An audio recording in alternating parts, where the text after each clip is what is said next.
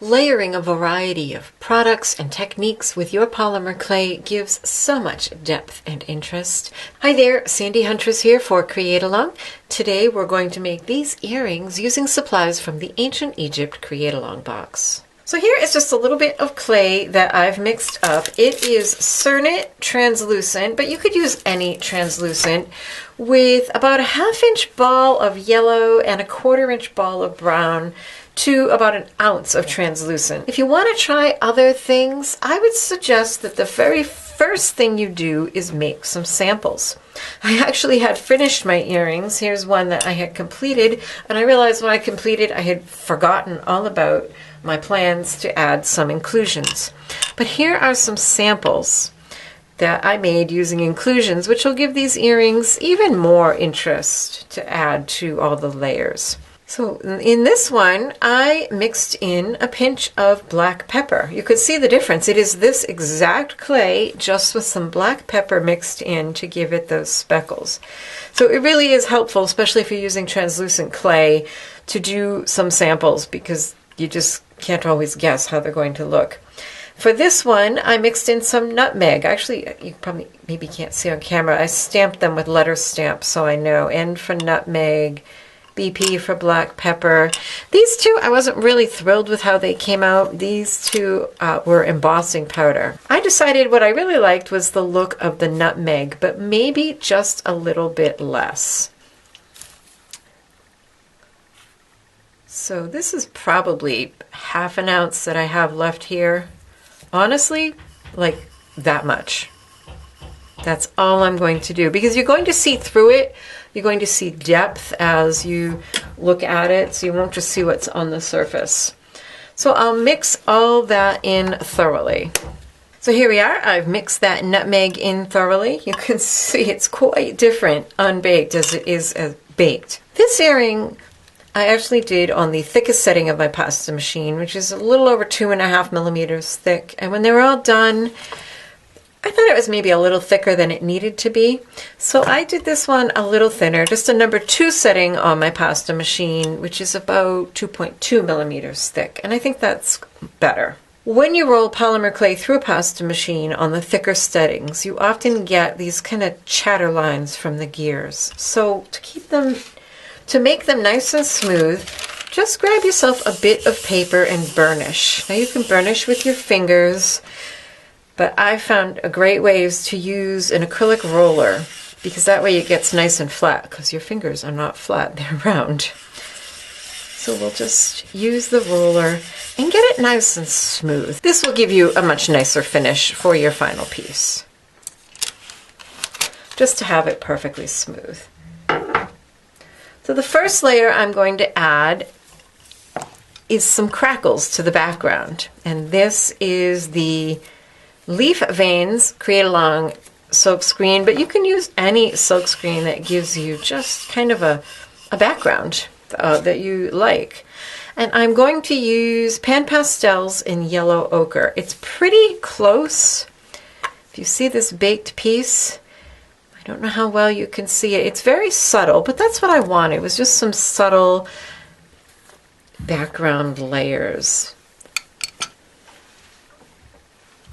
You can use any chalk pastels. You could use mica powders. I just wanted something kind of less shiny and more just there. And this is an applicator that came in a previous CreateAlong box.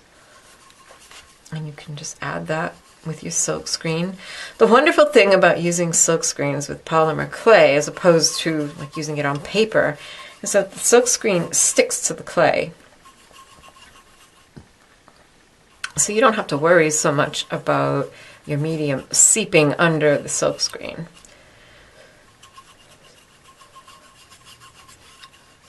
So once that whole thing is covered, you can peel that up. And there you go. That looks really cool. And you can just rinse your silk screen under some running water. To remove any excess pan pastels and kind of burnish that in, I'm going to add my paper one more time, and one more time use my roller and go over the whole thing. You can see some came off on the paper, and now it's just burnished in better to the clay. The next layer I'm going to add is the Walk Like an Egyptian silkscreen from the Ancient Egypt CreateAlong box. I'm going to use some aged bronze flat metallic paint. This also came in a previous CreateAlong box.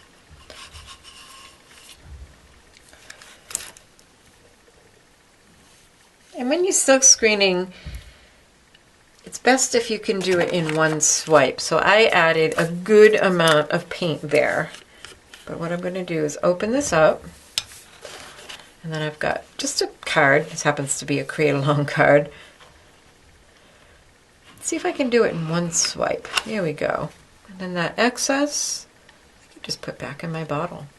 And of course, you want to remove and clean your silkscreen right away. Once the paint is completely dry, you can then cut out whatever shapes you want and smooth the edges. You can carefully place them or just cut them randomly.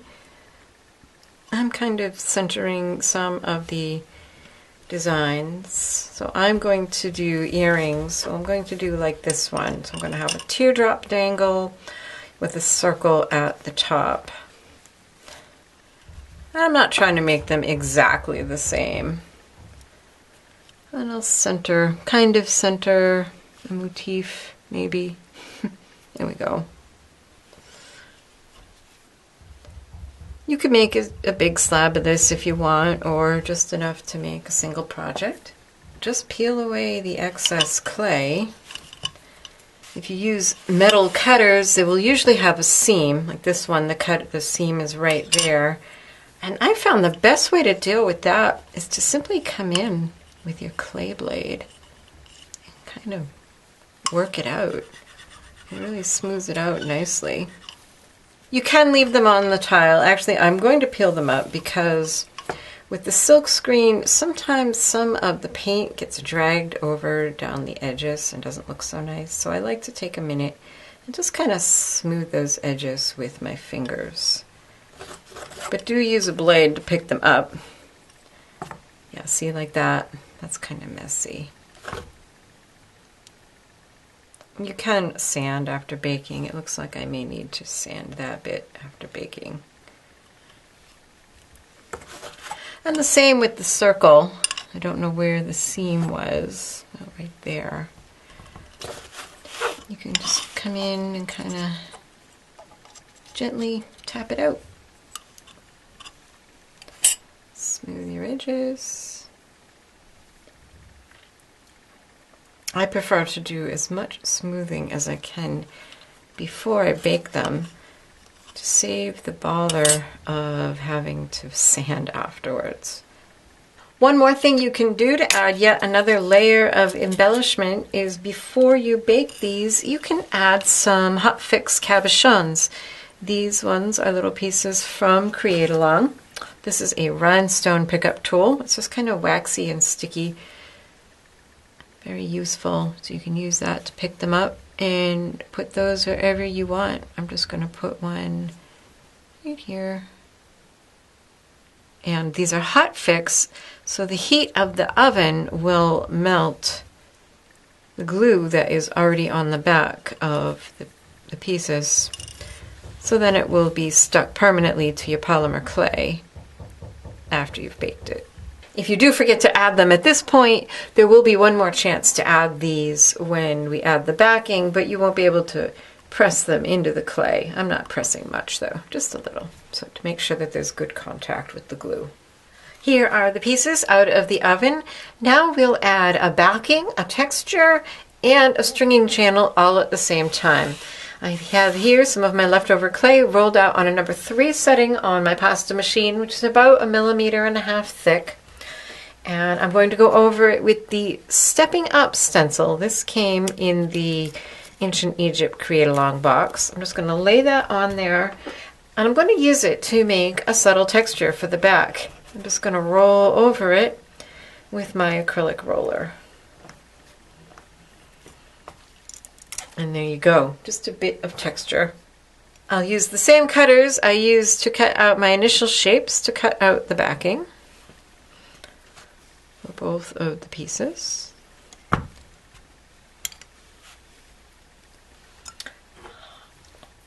And I'm going to use some of the pan pastel to add color to this, and just lightly tap my finger in it, kind of tap off the excess, and just add a little color to the back. You can skip this, you can add something else if you prefer. As before, we'll take our shapes up off the tile and smooth the edges. Next, I'm going to flip these with the textured and colored side down onto a piece of paper. Put it on a tile and use a bead pin to make a stringing channel in each. These are a product you can get from CreateAlong. They're great because they're very, very thin, but they're hardened, so they're nice and strong and straight.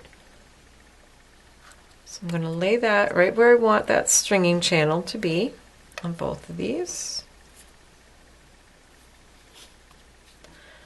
Then use an acrylic block to press that bead pin so it's flush with the top of your piece of clay. So you don't want to press any further. You don't want to press the pin all the way through.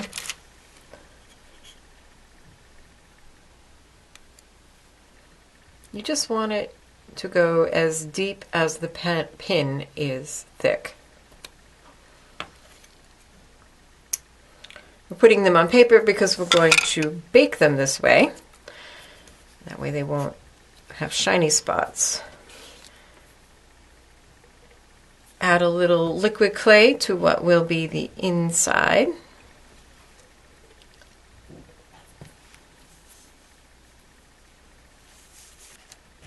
Press on your baked pieces.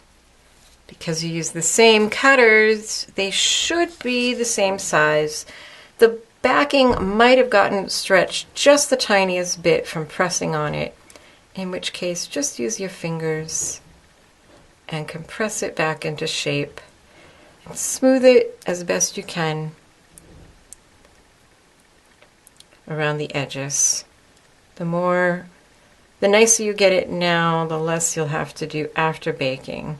Repeat for all your pieces and then bake again at the manufacturer's recommended temperature for, I would give it 45 minutes to an hour. When they come out of the oven, all you need to do to get the pin out is grab it with a pair of pliers and give a twist. You can kind of hear it snap, and then it will pull right out. To finish your pieces into earrings, of course you can do it however you like. I kept it fairly simple. I have a decorative head pin here, but you could certainly just use a plain head pin and put a bead at the bottom. So that goes on, and then you can make a loop up here. I love using my one-step looper. It just makes quick work of loops. But you can use round nose pliers and wire cutters. That will work just fine too. If you want to know more about making basic findings for jewelry, check out my Jewelry Making 101 playlist on my YouTube channel, which is Keepsake Crafts by Sandy Huntress. So there, we've made that into a link. I'm going to add a crystal to this one. So this is a little 6mm crystal cube, and that's on an eye pin, so I've already got the loop there, and then this goes in that hole.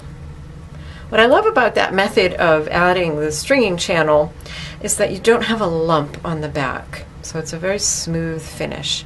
And I could have sanded these edges. I didn't. I could have though. Same thing, make a loop on the end of this eye pin.